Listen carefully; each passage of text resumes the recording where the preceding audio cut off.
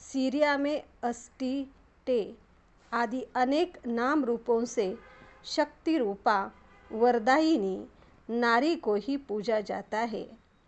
भारत में भी विभिन्न देवियाँ, उनके अलंकार, उनके अस्त्र शस्त्र, वाहन, प्रभामंडल, निवास, बैठक आदि सभी के उनके अलौकिक और दिव्य कर्तों की तरफ ही इशारा करते हैं। और भारत की नारी अपने आदिकाल में ऐसी गुणमूर्त थी, इस बात पर हमारा विश्वास दृढ़ करते हैं। ये देवियाँ कब बनी, कहाँ से आई, कैसे प्रकट हुई, इन प्रश्नों का उत्तर इतिहास के पन्नों में भी नहीं है, परंतु देवत्व भरने वाले परमात्मा ने ही अपने संग से इनमें अलौकिकता भरी है। यह पूर्ण रूपेण निश्चित है, परंतु परमात्मा का संग इन्हें कब मिला, इसका उत्तर यह है कि भगवान धर्मग्लानि के समय सृष्टि पर अवतरित होते हैं। धर्मग्लानि के सभी चिन्ह कलयुग के अंत में अपनी पराकाष्ठा पर पहुंच जाते हैं, तो उसी समय भगवान गुप्त रूप में परकाया प्रवेश की विधि से पुराने भक्तों को भक्ति का फल देते हैं। भक्ति का फल है ज्ञान, जिससे जीवन मुक्ति की प्राप्ति होती है। आज के पूज्य और जीवन मुक्त देवी अथवा देवता उस समय साधारण वेश में थे। तब उन्होंने भगवान से जीवन मुक्ति का वरदान अर्थात देवपद प्राप्त किया था, जिसका ही आज पूजन होता है।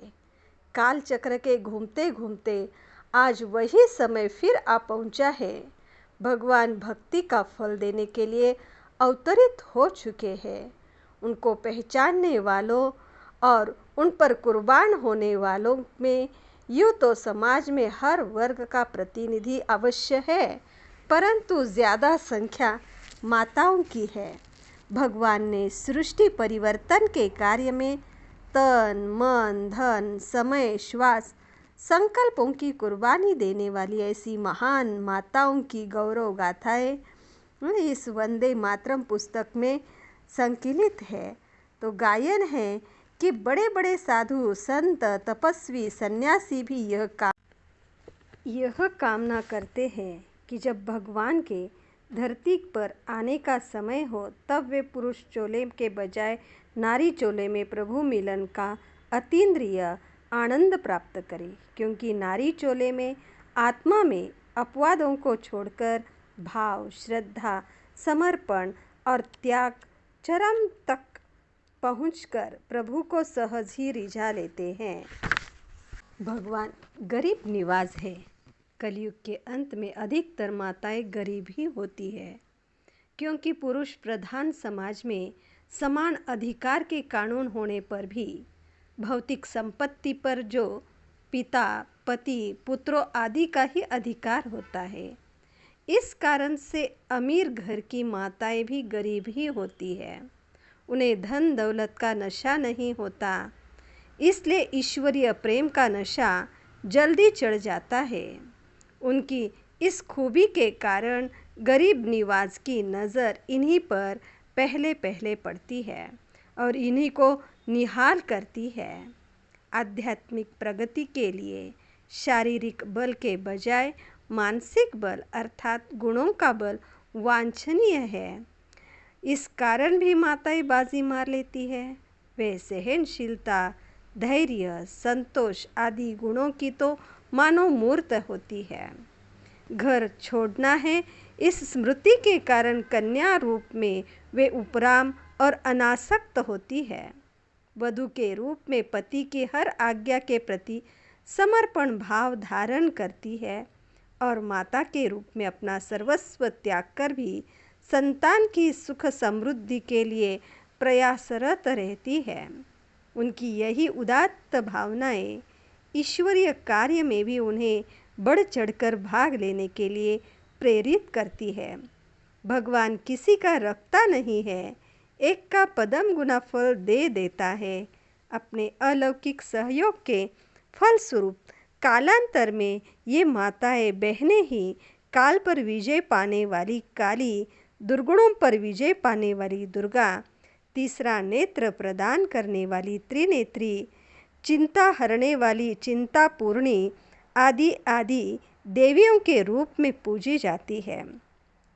भगवान सर्वसमर्थ है, वे सब कुछ कर सकते हैं, परंतु फिर भी अपने बच्चों का सहयोग इसलिए लेते हैं ताकि उनका भाग्य बने।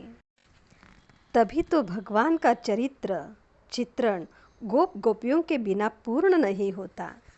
इनमें भी गोपियों की संख्या बहुत ज़्यादा दिखाई गई है। गोपी माना गुप्त पुरुषार्थ करने वाली। सृष्टि मंच के आदि दृश्य का जब पर्दा उठता है तो मंच पर भगवान और गोपियों की ही मुख्य भूमिका होती है। संगम युग के प्रारंभ में होने वाले इस सर्वश्रेष्ठ दृश्य में भगवान अपनी संपूर्ण ज्ञान निधि को और प्रजापिता ब्रह्मा बनने वाले दादा लेखराज अपनी संपूर्ण स्थूल निधि को माताओं बहनों के आगे ही समर्पित करते हैं, क्योंकि ये अधिक विश्वास पात्र होती है। ज्ञान कलश धारण करने वाली ये ब्रह्मा कुमारी माताएं ही विश्व के कोने कोने में जाकर ज्ञान चात्रक आत्माओं को ज्ञान जल से तृप्ति प्रदान करती है। इसलिए ये वंदनीय है। स्वयं भगवान भी इनकी वंदना करते हुए कहते हैं कि वंदे मातरम, अर्थात ज्ञान कलश धारण करने वाली माताओं को स्वयं भगवान भी प्रणाम करते हैं। पुस्तक में ऐसी त्यागी, तपस्वी, एक बल एक भरोसे से चलने वाली, लोक लाज कुल की मर्यादा को प्रभु प्यार में भुला देने वाली, मोह की जंजीरों को तोड़ स्व के तंत्र में रहने वाली, हद से निकल बेहद सेवा के मैदान में कूदने वाली माताओं की जीवन कहानियाँ सार रूप में संकलित की गई है।